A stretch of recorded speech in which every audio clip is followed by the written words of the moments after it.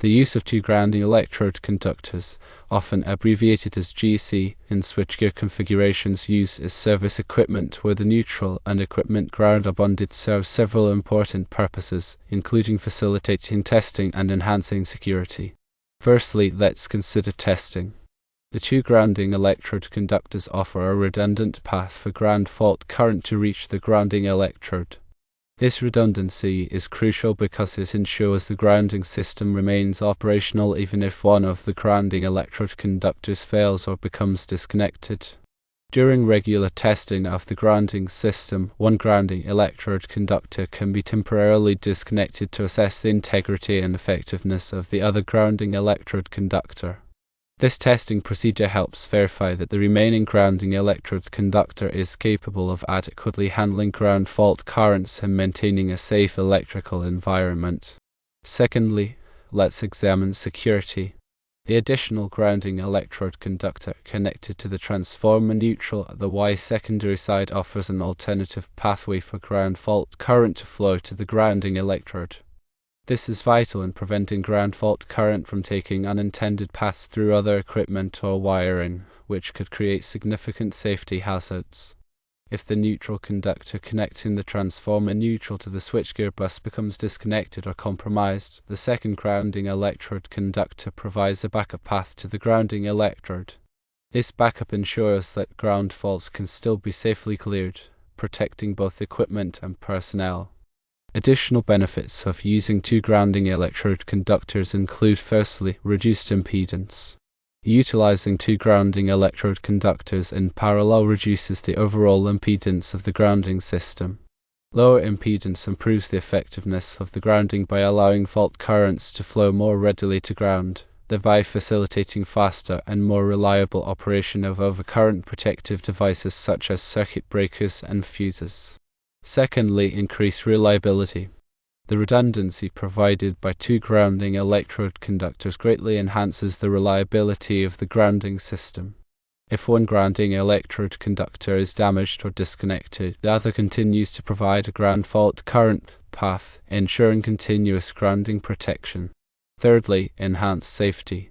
By providing multiple paths for ground fault current to flow, the two grounding electrode conductors significantly improve safety. These multiple paths help to minimize the risk of electrical shock and equipment damage by ensuring that fault currents are safely conducted to ground. It is crucial to ensure that both grounding electrode conductors are properly sized in accordance with the applicable electrical codes and standards. Typically, the size of the grounding electrode conductor is determined based on the size of the service entrance conductors and the available fault current at the installation location. Consulting the National Electrical Code, specifically Section 250.66, provides detailed guidance on sizing grounding electrode conductors based on the size of the service entrance conductors. The grounding electrode conductor must be large enough to safely carry the maximum ground fault current that could occur at the service equipment. Furthermore, the grounding electrode conductors should be installed in a manner that protects them from physical damage. This may involve routing the conductors through conduit or other protective means. All connections must be made using approved connectors and methods to ensure a reliable and low impedance connection. Regular inspection and maintenance of the grounding electrode conductors and their connections are essential to ensure the continued effectiveness of the grounding system. This includes visually inspecting the conductors for damage or corrosion, as well as testing the connections to verify their integrity. In summary, the use of two grounding electrode conductors in switchgear used as service equipment provides numerous benefits, including improved testing capabilities, enhanced security, reduced impedance, increased reliability, and enhanced safety. These benefits contribute to a safer and more reliable electrical system. Always consult with a qualified electrical engineer or electrician to ensure that the grounding system is properly designed and installed in accordance with all applicable codes and standards. The National Electrical Code, or NIC, provides comprehensive requirements for grounding and bonding electrical systems. Understanding and adhering to these requirements is essential for ensuring the safety and reliability of electrical installations. In addition to the sizing and installation requirements for grounding electrode conductors, the NEC also specifies requirements for the grounding electrode system. A grounding electrode system typically consists of one or more grounding electrodes that are connected to the grounding electrode conductor. Common types of grounding electrodes include ground rods, ground plates, and metal underground water pipes. The NEC requires that the grounding electrode system have a resistance to ground of 25 ohms or less. If the resistance to ground exceeds 25 ohms, an additional grounding electrode must be installed. The NEC also specifies requirements for bonding electrical equipment to the grounding system. Bonding is the process of connecting non-current carrying metal parts of electrical equipment to the grounding system. This helps to ensure that any fault current will flow back to the source, tripping the overcurrent protective device and energizing the circuit. Effective grounding and bonding are essential for protecting people and equipment from electrical hazards.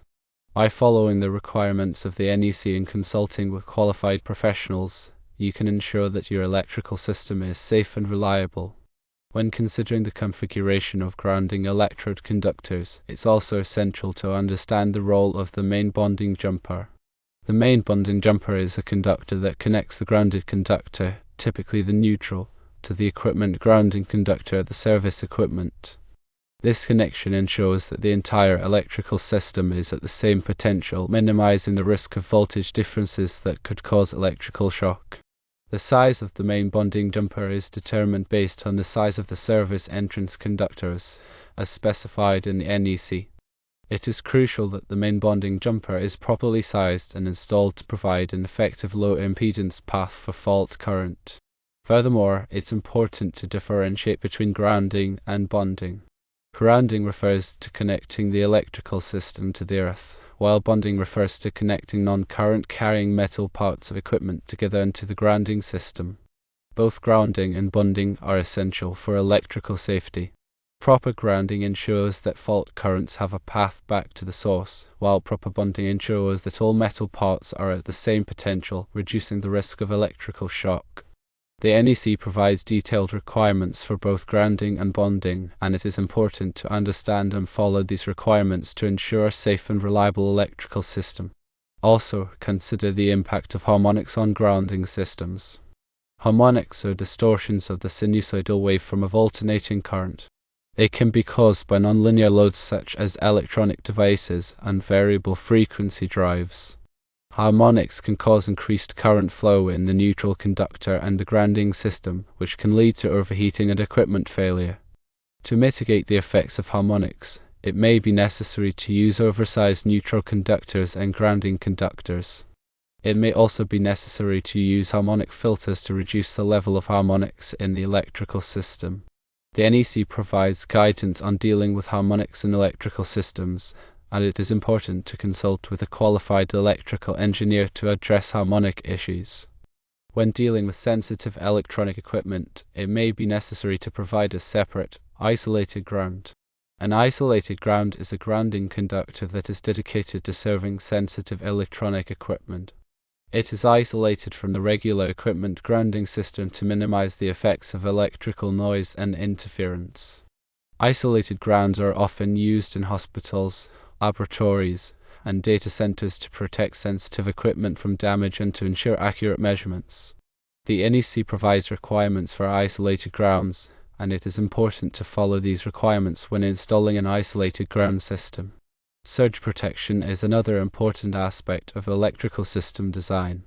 Surge protection devices, or SPDs, are used to protect electrical equipment from voltage surges caused by lightning strikes, utility switching, and other events. SPD work by diverting surge current to ground, preventing it from reaching sensitive equipment. SPD should be installed at the service entrance and at any point where sensitive equipment is connected to the electrical system. The NEC provides requirements for surge protection, and it is important to follow these requirements to ensure adequate protection against voltage surges. In addition to the NEC, there are other standards and guidelines that may be relevant to grounding and bonding. These include standards from organizations such as the Institute of Electrical and Electronics Engineers, or IEE, and the National Fire Protection Association, or NFPA. These standards provide more detailed guidance on specific aspects of grounding and bonding, and they may be useful for addressing complex grounding issues. Ultimately, the goal of grounding and bonding is to provide a safe and reliable electrical system. By following the requirements of the NEC and other applicable standards, and by consulting with qualified professionals, you can ensure that your electrical system is properly grounded and bonded. This will help to protect people and equipment from electrical hazards and to ensure the continued operation of your electrical system. When discussing grounding electrode conductors, it is imperative to address the concept of impedance versus resistance. While both terms describe opposition to current flow, they differ in their application to alternating current, or AC, circuits. Resistance is the opposition to current flow in direct current, or DC, circuits, whereas impedance is the total opposition to current flow in AC circuits, encompassing both resistance and reactance. Reactance is the opposition to current flow due to inductance and capacitance. In grounding systems, minimizing impedance is crucial for effective fault current clearing. A low impedance grounding path ensures that fault currents can quickly and easily flow back to the source, facilitating the rapid operation of overcurrent protective devices. This is why the NEC emphasizes the use of short, direct grounding electrode conductors and bonding jumpers to minimize impedance. Furthermore, it is essential to consider the material and construction of grounding electrode conductors and bonding jumpers.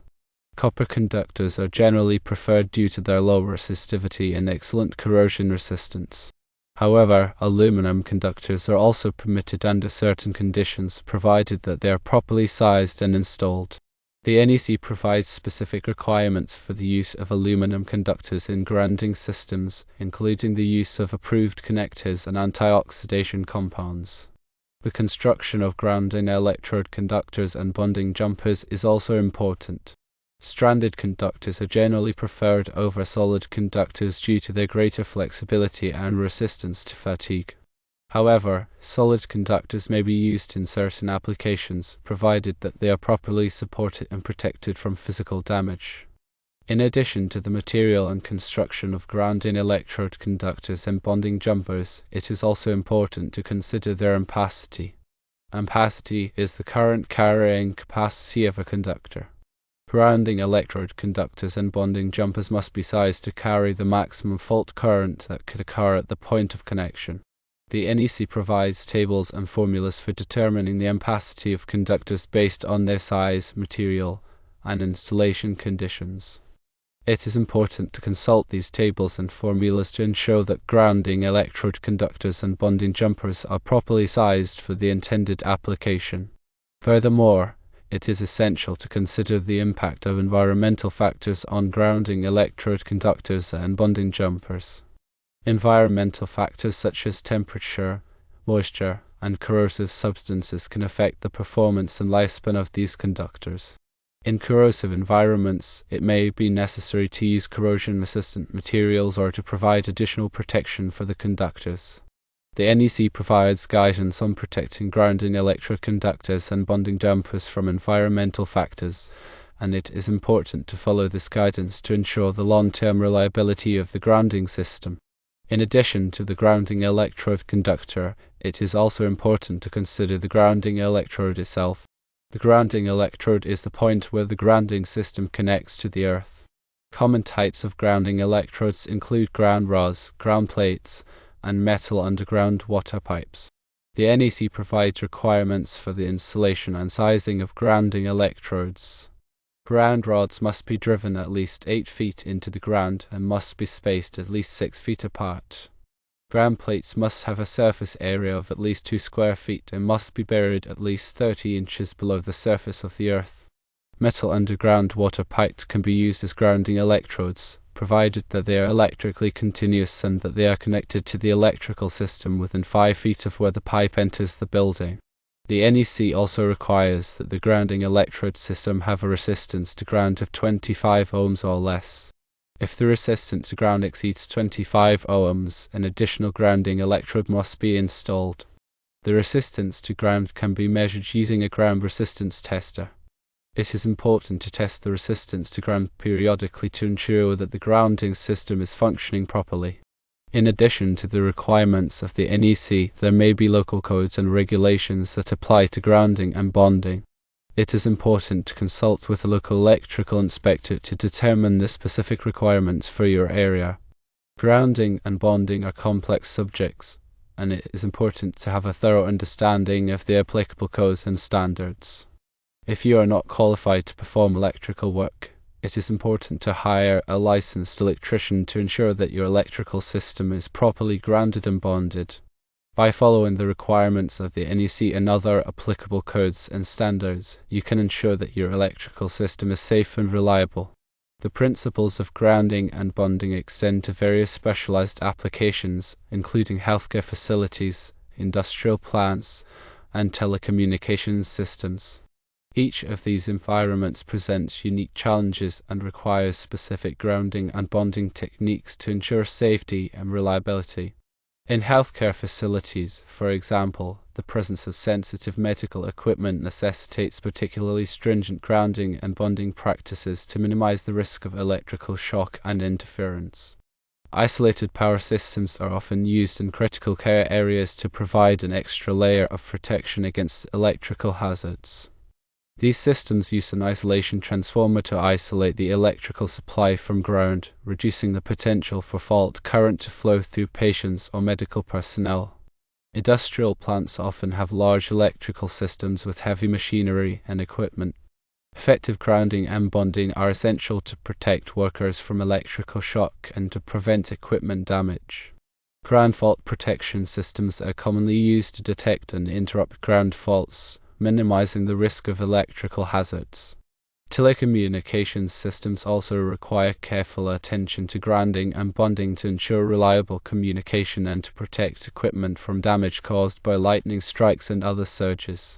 Telecommunications grounding systems often incorporate surge protection devices and other specialized components to mitigate the effects of transient voltages. When working on grounding and bonding systems, it is essential to follow safe work practices and to use appropriate personal protective equipment, or PPE. Electrical work can be dangerous, and it is important to take precautions to protect yourself from electrical shock and other hazards. Always energize circuits before working on them, and use lockout-tagout procedures to prevent accidental energization. Wear appropriate PPE, such as insulated gloves, safety glasses, and arc-rated clothing. Follow all applicable safety regulations and guidelines. Remember, grounding and bonding are not just about meeting code requirements. They are about protecting people and equipment from electrical hazards. By following the principles of grounding and bonding and by working safely, you can help to ensure a safe and reliable electrical system. Furthermore, consider the continuous evolution of electrical codes and standards. The NEC is updated every 3 years to reflect changes in technology and best practices. It is important to stay up to date on the latest code requirements to ensure that your electrical system is in compliance. Continuing education courses and professional development opportunities can help you to stay informed about changes in the electrical industry. In addition to the NEC, there are other organizations that develop standards and guidelines for electrical systems. These include the Institute of Electrical and Electronics Engineers, or IEE, the National Fire Protection Association, or NFPA, and the American National Standards Institute, or ANSI. These organizations publish a variety of standards and guidelines that can be helpful for designing, installing, and maintaining electrical systems. Staying informed about these standards and guidelines can help you to improve the safety and reliability of your electrical system. Consider the importance of documentation and record keeping for grounding and bonding systems. Accurate documentation can be invaluable for troubleshooting problems and for ensuring that the system is properly maintained over time.